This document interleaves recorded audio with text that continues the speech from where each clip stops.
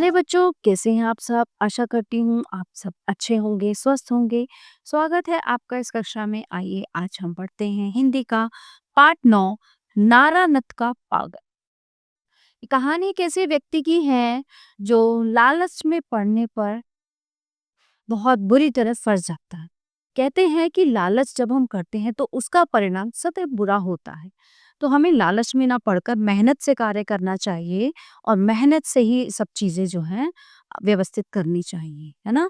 तो कई बार लालच में पड़कर क्या होता है, हम अपना ही अहित कर बैठते हैं। तो आइए शुरू करते हैं ये कहानी। लालच में पड़ने का परिणाम सदैव बुरा होता है। जो लोग स्वयं को अधिक होशियार समझकर बिना विचार किए कार्य करने लगते हैं, वे आसानी से शोषण के शिकार हो जाते हैं। एक बार नारानक के पागल की अविश्वसनीय बातों में आकर लोग जल्दी अमीर बनने का सपना देखने लगते हैं और परिणाम स्वरूप वे अपने घर के बर्तनों से भी हाथ धो बैठते हैं। लोगों का विश्वास है कि सैकड़ों वर्ष पहले केरल में एक व्यक्ति रहता था जिसे नारानथ का पागल कहा जाता। एक बार उसने अपने जन्मदिन पर लोगों को दावत देने की सोची।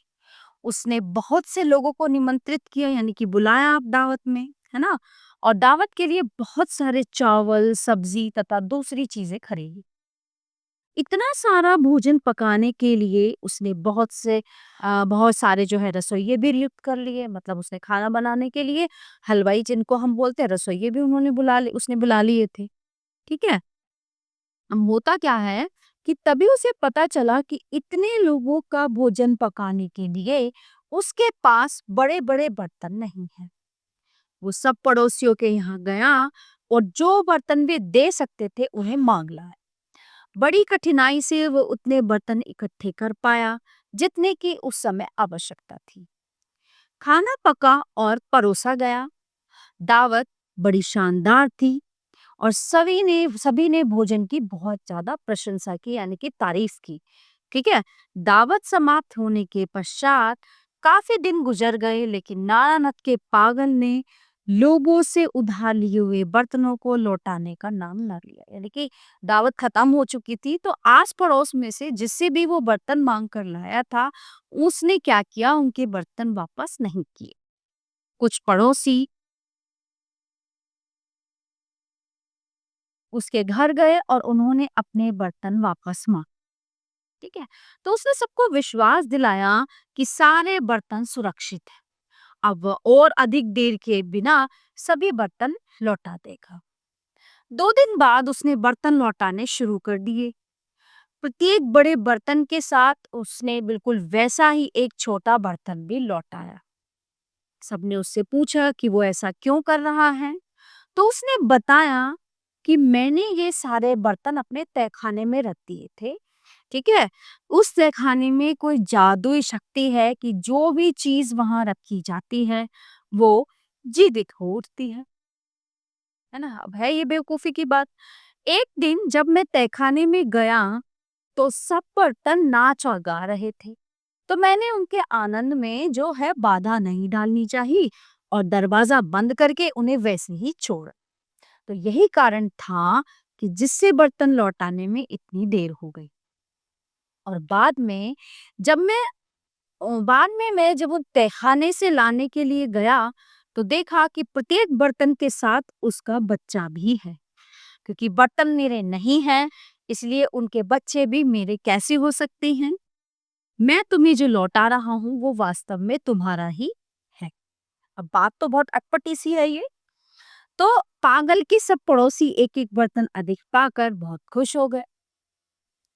कई महीने बीत गए। नारानथ के पागल ने अपने पिता की याद में भोज करने का निश्चय किया। वो इस बार भी खूब बड़ी दावत देना चाहता था, इसलिए उसने भोज के लिए 1000 लोगों को निमंत्रित किया। है ना? अपने पिता की मृत्यु का जो भोज उसने रखा था उसके लिए उसने 1000 लोगों को दावत दी। इस बार उसे पिछली बार से भी अधिक और बड़े बड़े बर्तनों की आवश्यकता थी। इस बार उसे पिछली बार से भी अधिक और बड़े बड़े बर्तनों की आवश्यकता थी। उसने फिर बर्तन उधार लिए।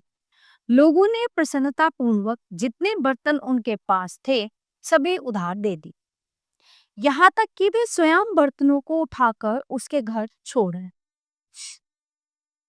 अंत में उसके पास आवश्यकता से कहीं अधिक बर्तन इकट्ठे हो गए, लेकिन फिर भी लोग जो बर्तन लाते वो उन्हें बड़ी कृतज्ञता जताते हुए रख लेते। और इस बार का भोज पहले से भी शानदार था।